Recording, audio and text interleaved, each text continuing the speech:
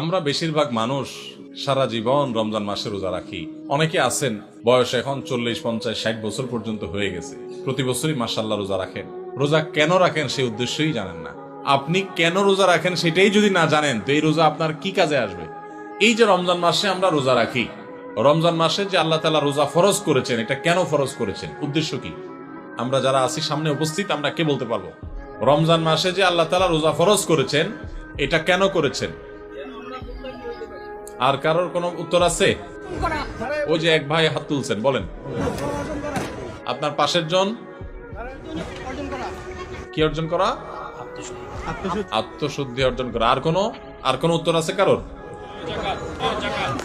কিসের যাকাত? শরীরের যাকাত।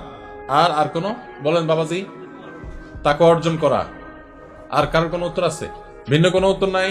আপনারা কি সবাই বুদ্ধি পরামর্শ করে আসছেন নাকি?